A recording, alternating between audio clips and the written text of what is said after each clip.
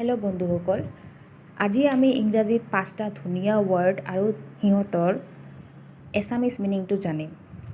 For number 1, appealing. Appealing means মনোমোহা। মনোমোহা মানে খুবেই ধুনীয়া। Like for example, her dress was quite appealing. মানে তাৰ ড্ৰেছটো বৰ ধুনীয়া আছিল। Number 2, ineffable. Ineffable means শব্দৰে প্ৰকাশ কৰিব নোৱাৰা। তাৰমানে এনেকুৱা এটা ঘটনা বা যিকোনো ধৰণৰ তেনেকুৱা চিটুৱেশ্যন যিটো আমি শব্দৰে প্ৰকাশ কৰিব নোৱাৰোঁ, তাক কোৱা হয় ineffable. Number 3, solitude. Solitude মানে নিৰ্জনতা, মানে অকলশৰীয়া অৱস্থাত থকা। For example, I like solitude or I like being solitude. I like being in solitude. মই নিৰ্জনতাত থাকি ভাল পাওঁ।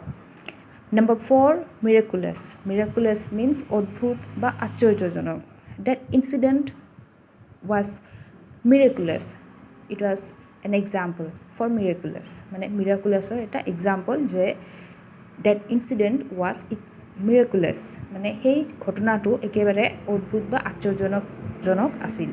Number 5 is serendipity. Serendipity means আকস্মিক সুখ. আকস্মিক সুখ মানে unexpected happiness. এনেকুৱা ঘটনা বা কিবা এটা তেনেকুৱা ইনচিডেণ্ট হ'ল, ইয়াৰ যিটোৱেই হেপিনেছ লৈ আহিছে, কিন্তু সেইটো হঠাতে হৈছে, কোনো কল্পনা কৰা হোৱা নাছিল প্ৰথমৰ পৰা। That means serendipity. আৰু মই আশা কৰোঁ এই 5টা শব্দৰ অৰ্থই আপোনালোকক অলপ হ'লেও উপকৃত কৰিব।